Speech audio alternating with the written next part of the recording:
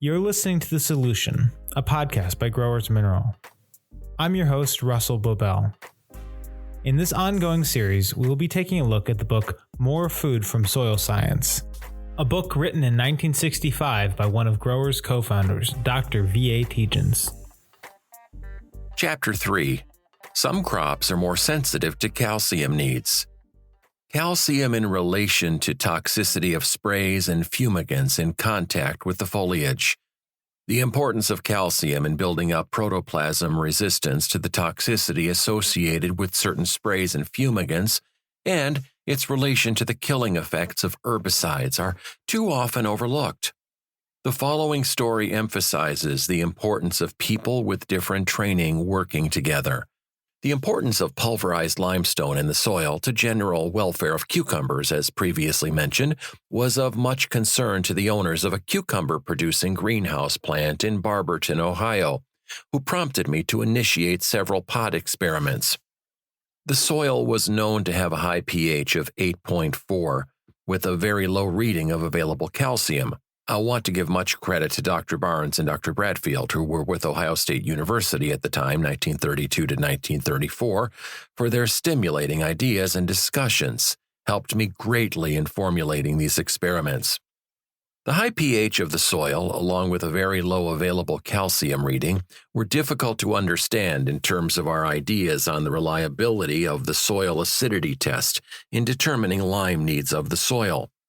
The potassium content of the greenhouse soils was very high due to excessive applications of muriate of potash, a ton to the acre having been applied every year. This undoubtedly had much to do with upsetting the soil nutrient levels. Much of the calcium leached away as calcium chloride. To set up the experiment, 10-quart tubs were filled with soil and were separately treated with different amounts of pulverized limestone. Successive tubs except the check received the equivalent of 400, 800, 1200, 1600, 2000, 2400, 2800, 3200, and 3600 pounds of calcium per acre. Each tub treatment was repeated 4 times. Individual cucumber plants were grown in each tub and supported on strings hanging from a wire 8 feet above the tubs.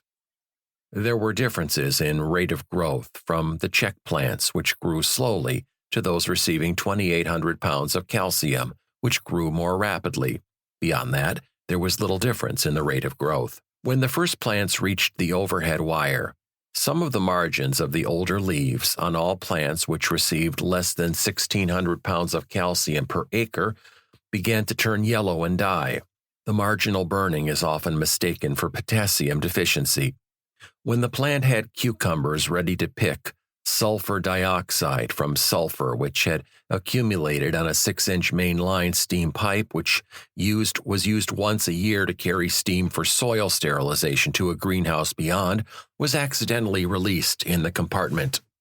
The next day, many of the plants were entirely dead, whereas those receiving 2,800 pounds or more of calcium showed no noticeable injury. When the damage was evaluated, all the plants receiving 1,600 pounds of calcium per acre or less were dead. Those in the tubs, having between 1,600 and 3,200 pounds, exhibited considerable damage to the older leaves. The results are shown in the accompanying figures. Apparently, the injury was indirectly correlated with the amount of available calcium in the soil.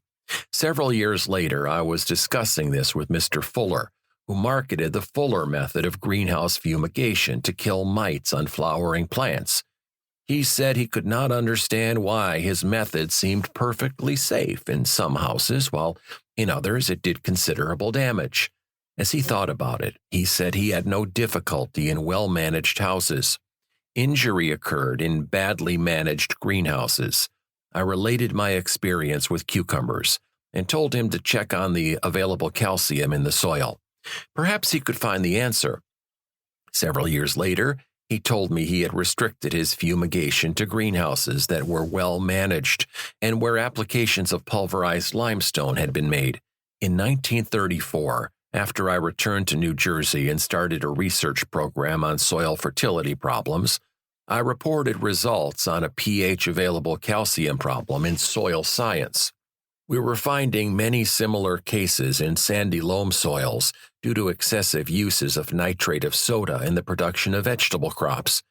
During the next 20 years, I ran into this same problem in many different areas east of the Mississippi River. Some 6 years after I had the experience with the cucumbers, I was asked to work on a cooperative project where arsenic injury was being studied on fruit trees in New Jersey.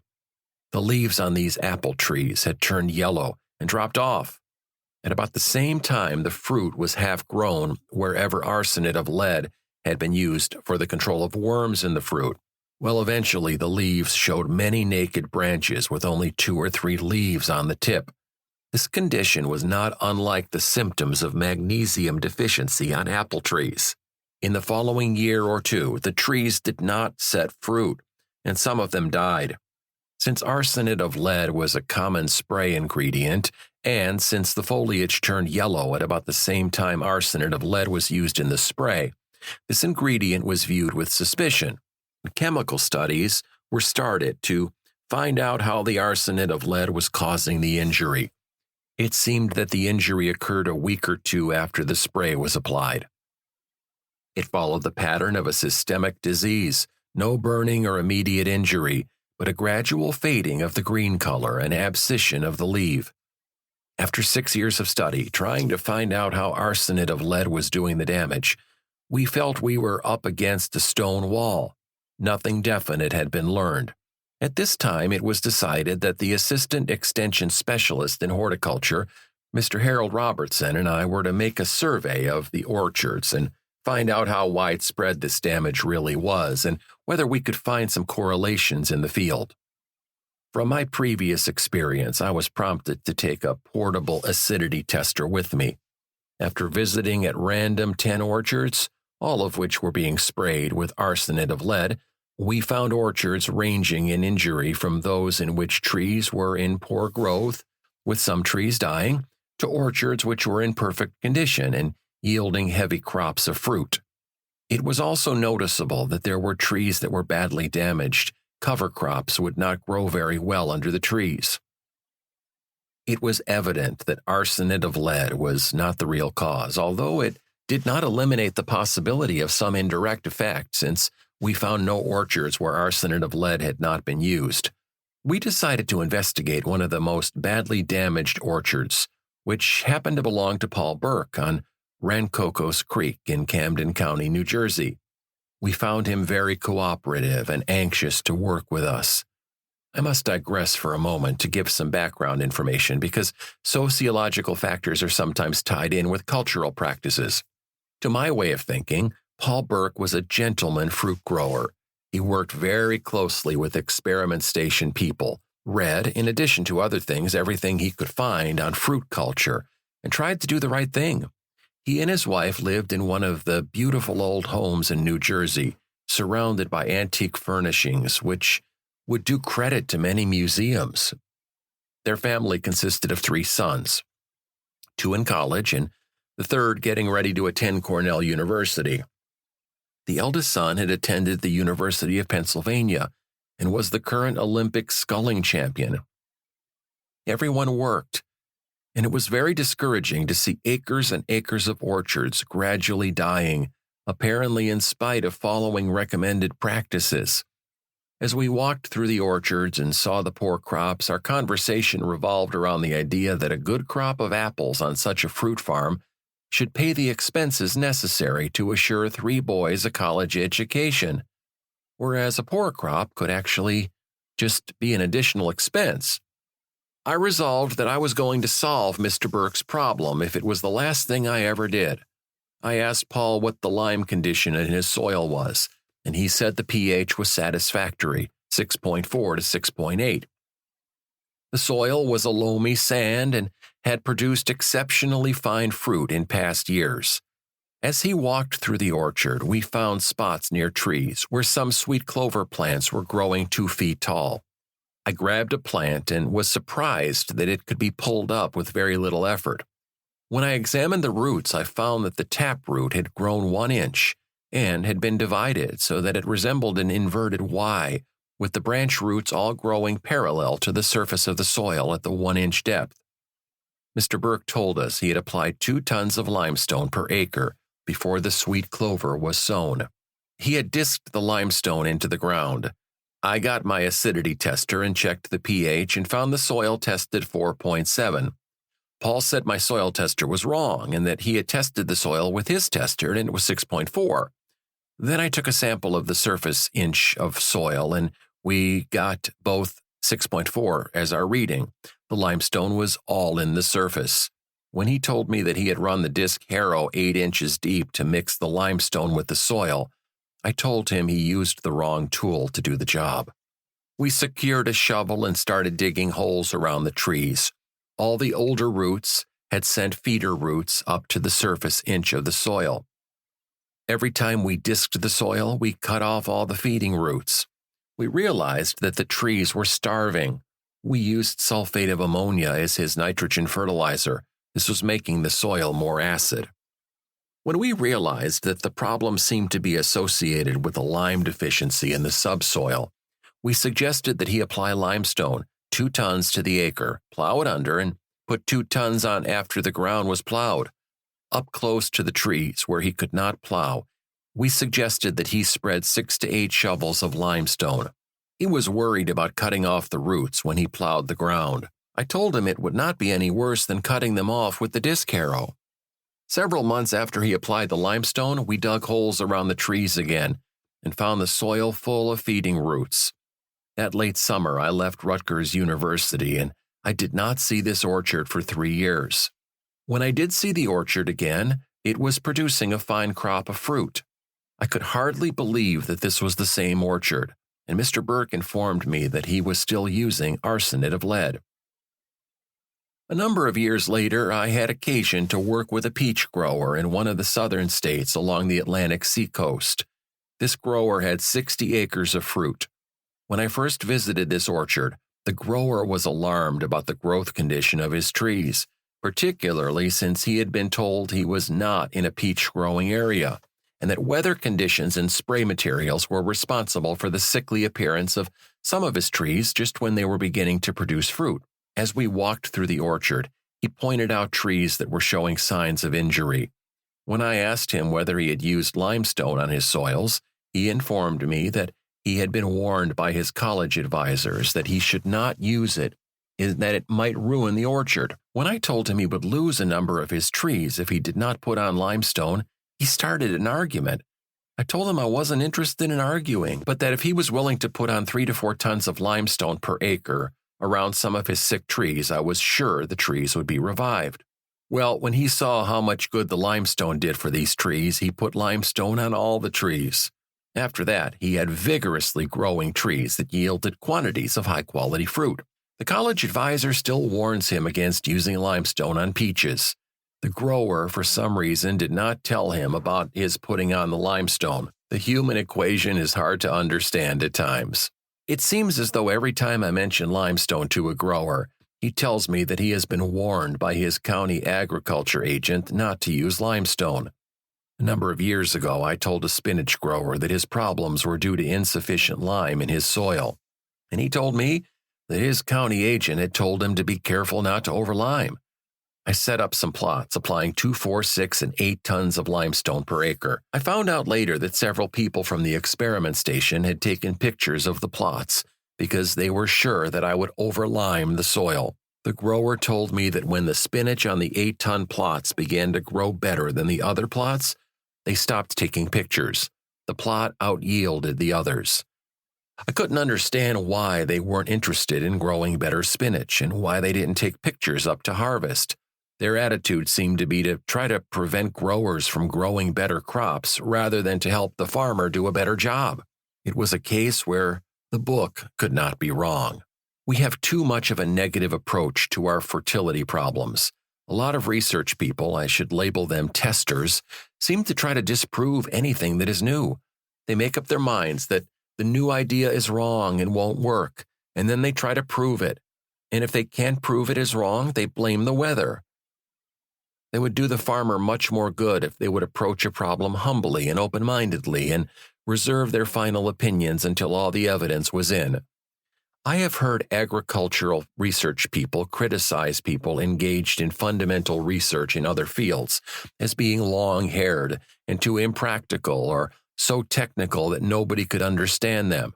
I immediately classify such a person as ignorant or too lazy to try to understand. It is my candid opinion that our agricultural problem, if there is one, can only be solved by men who are steeped in fundamental research. There is no place for the politician in this picture. A farmer, to maintain a satisfactory standard of living, must look to the fundamental research man for guidance. Superficial thinking is responsible for low average yields, which can only lead to a low standard of living. The picture is not a pretty one, and our extension service setup must assume a lot of the responsibility for making the picture as dark as it is. Agriculture is a complicated business. It is 100% a chemical phenomenon, and it takes chemical knowledge to understand it.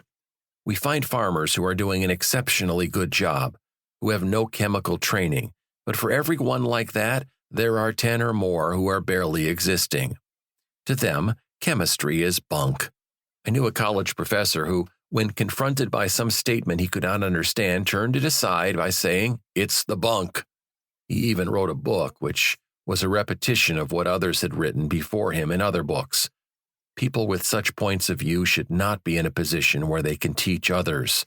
They are responsible for so much of the agricultural misinformation that is disseminated for the farmer's use. It will be corrected eventually, but in the meantime, many farmers will lose their farms. The amount of calcium in the soil and the growth of cucumbers, tomatoes, and celeries in a greenhouse, and celery and horseradish in the field. During the early 30s, I was employed by a large greenhouse grower in the Akron area to help him find out why cucumbers and tomatoes were growing so poorly with what seemed like ample fertilizer. The cucumbers grew to the wires 6 feet above the ground, with much yellowing at the older foliage, which soon caused premature drying of the old leaves and much malformation of the fruit. Diseases seemed to be prevalent in abundance. There were many nubbins, mature cucumbers not over 3 inches long. By this time, the growing tips showed symptoms of mosaic.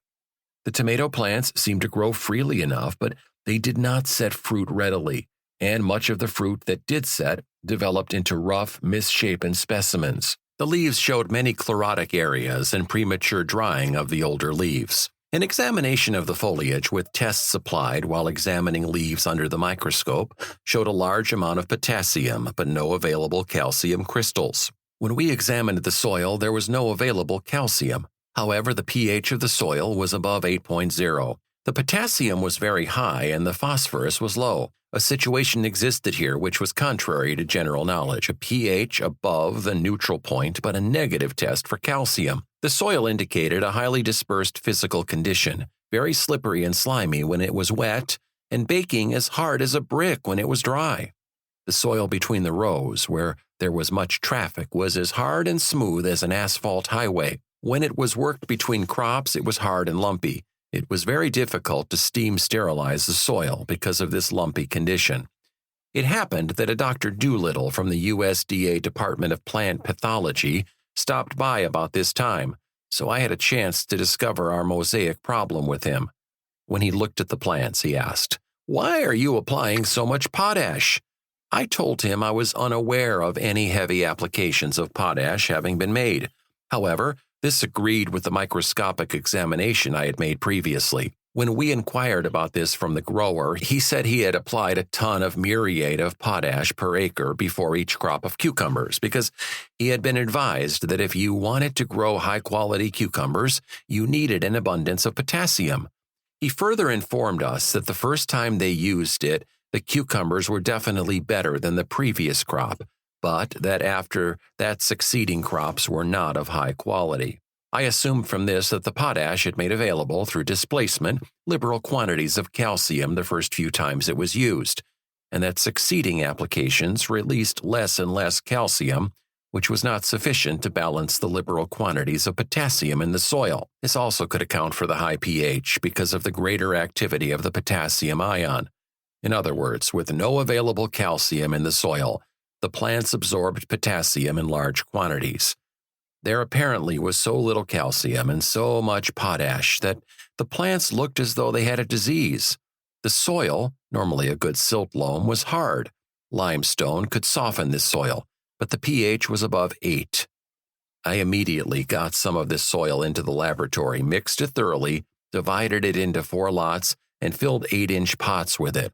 One lot I put in pots with no additional treatment for a check. I have seen this happen on numerous occasions. I have recommended 3 to 8 tons of limestone per acre on soils that had neutral pH but very little available calcium, and have had the growers call me and ask why their pH dropped to 6.2. They were always ready to condemn the limestone, but when we checked the soil for calcium, we found it adequate for the soil type. I must warn anyone who conducts these tests that the pH will vary from 6 to 7 during a 12-month period. Soluble salts tend to move up and down in the soil, depending on its moisture content. During the summer, except after very heavy rains, soluble salts may be very high in the surface inch of soil. During the winter, these salts are very low, accompanied by some leaching. During the summer, loss of nutrients occurs mostly from surface runoff. The soluble salts in the surface usually have very little calcium unless the soil is saturated with calcium. Most of the calcium probably is lost by leaching. Water running out of drain tiles where large amounts of mixed fertilizer had been applied has been known to carry 40 ppm of calcium in the form of calcium chloride. When I asked the celery grower how his soil had reached this low calcium condition, he told me that the farm had originally been a potato farm, where the pH was maintained at 5.5 or less to control scab. However, the owner had found too much scab and had sold the farm. The present owner had grown a fairly good crop of celery with 150 pounds of nitrate of soda the first year. During the following years, he had found that he had to use more and more, until for the present season he applied 1,500 pounds of nitrate of soda, and his celery developed calcium deficiency. My explanation to him was that the soda probably was kicking calcium out of the exchange complex, until most of it was replaced by sodium. The nitrate nitrogen probably did not help the celery much. The problem, therefore, was to replace this sodium with calcium. Since the calcium requirement of this Collingdon sand loam should not be over 2 tons of pulverized limestone per acre foot, it should have been a simple matter to correct. However, when we went to the field with the problem, we found a plow sole 2 to 4 inches thick under the plowed layer. In some cases, this was as hard as concrete. So, we plowed under a ton of limestone and applied another ton on the surface and mixed it as well as we could. We worked on this problem for 7 years, during which time we had applied 6 tons of pulverized limestone per acre, and our celery still suffered from what seemed like calcium deficiency. I finally asked Dr. Jaffe from the Soils Department at Rutgers to work with me on this problem. He very carefully examined the soil profile to a depth of 4 feet, tested various layers, and, after some calculations, told the grower he probably would need another 6 tons of limestone. He found later that the irrigation water, which came from a 300-foot 10-inch well, contained an appreciable amount of sodium chloride. A new well was drilled 100 feet deep to give salt-free water. Nevertheless, applications of limestone gave a definite boost to the celery for several years after this. During this trial period, a smaller field where he grew plants developed calcium deficiency. When the plants were 4 inches tall, the hearts died out, very much as they would do with boron deficiency. A heavy application of pulverized limestone was applied broadcast over the plants. 4 rows of plants were left without limestone for a check. The hearts of these plants and the older leaves made no further growth. Those that received the limestone recovered and made a normal growth. The grower told me he could see an improvement 24 hours after the limestone was applied. I have used this same treatment on spinach with equally good results.